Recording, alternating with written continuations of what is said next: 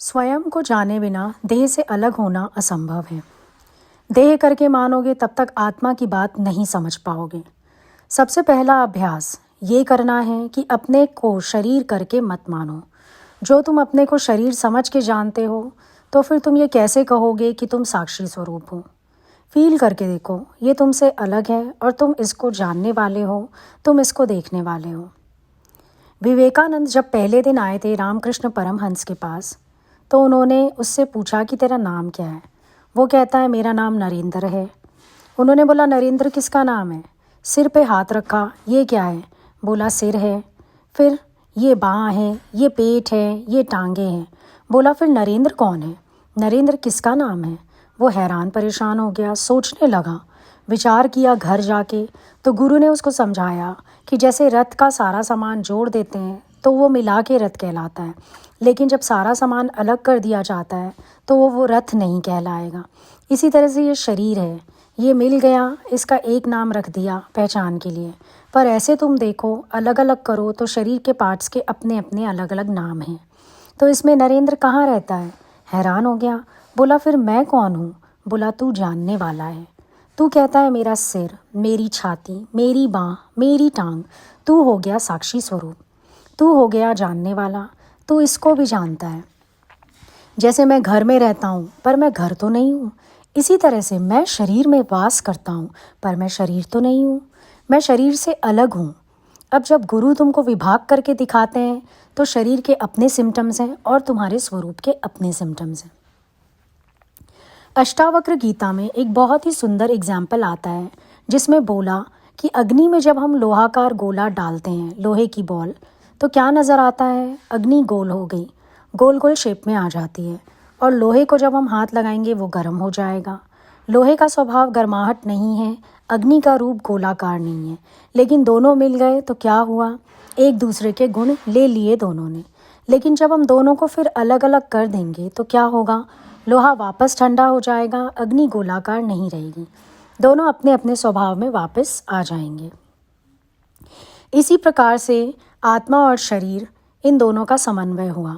समन्वय होने से लक्षण बदल गए, आत्मा के लक्षण शरीर में और शरीर के लक्षण आत्मा में। तुमने ये बातें मिक्स कर दी, सारा हिसाब किताब मिक्स कर दिया। अब देखो भिखारी आता है, वो कहता है भूखी आत्मा को रोटी दे दो। अब खाना पीना धर्म किसका है, शरीर का, पर वो कहता है भूखी आत्मा को रोटी दे दो। इसी तरह से कोई जब तुम्हें हर्ट करता है, दिल दुखाता है तुम्हारा, तुम तुरंत बोलते हो कि इसने मेरी आत्मा दुखी कर दी।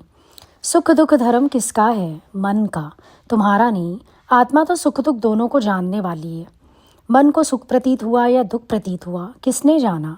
कौन कह रहा है मैं सुखी हुआ, मैं दुखी हुआ, मैं को सुख लगा, मैं को दुख लगा, किसने जाना, वो आत्मा है। अब ऐसे करके देखो, लक्षण मिक्स हो गए सारे के सारे। आत्मा का धर्म तो है अमरता, लेकिन तुम कहते हो कि तुम शरीर से मरना नहीं चाहते।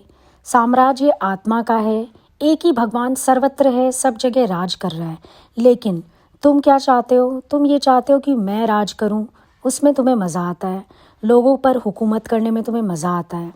ये सिम्टम्स बदल गए सारे के सारे, ये हो गई गड़बड़। अब जब इनको अलग अलग करते हैं तो हमको समझ में आने लगता है कि मैं अलग हूँ और शरीर मेरे से अलग है। अब शांत स्वरूप आत्मा है, कैसे है, क्योंकि उसमें द्वंद्व नहीं है, उसमें कोई विकार नहीं है, वो निर्दोष है, वो शांत स्वरूप है, उसमें कोई शोर नहीं है। और मन तुम्हारा घड़ी घड़ी अशांत है, अपनी इच्छाओं के कारण, अपनी वासनाओं के कारण। अभाव क्यों प्रतीत हो रहा है, देह बुद्धि के कारण ही तो हो रहा है। अब हम ये सोच रहे हैं कि आत्मा अशांत है, आत्मा शांत नहीं है। किसी के मन में कितनी ही अशांति होवे, आत्मा तो फिर भी शांत है, शांत चित्त है। ये सब अशांति मन की है और तुम मन की अशांति को जानने वाले हो, और फिर उस अशांति को दूर करने का उपाय तुम करते हो। अब उपाय में गड़बड़ ये हो जाती है कि जो लोग अशांति के मूल कारण को नहीं जानते, वो बाहर कर्म कांड का सहारा लेते हैं। जैसे कोई कहता है कि यज्ञ करो, कोई कहता है हवन करो, कोई कहता है पूजा पाठ करो, दान दक्षिणा करो। आप सोचते हो ये सब करने से शांति आ जाएगी, और जब मूल कारण समझ जाते हो अशांति का, कि मेरी इच्छा ही मूल कारण है मेरी अशांति का, तो फिर तुम अपनी इच्छा को ज्ञान से जीतते हो। तो समझ आ जाता है कि मैं तो शांत स्वरूप हूँ, पहले से ही मैं शांत स्वरूप हूँ। सिर्फ मेरे विचारों में अशांति है, ख्यालों में अशांति है, देह बुद्धि के कारण अशांति है। मन तो शांत स्वरूप है, मन तो ज्योत स्वरूप है। स्वरूप देखो अपना।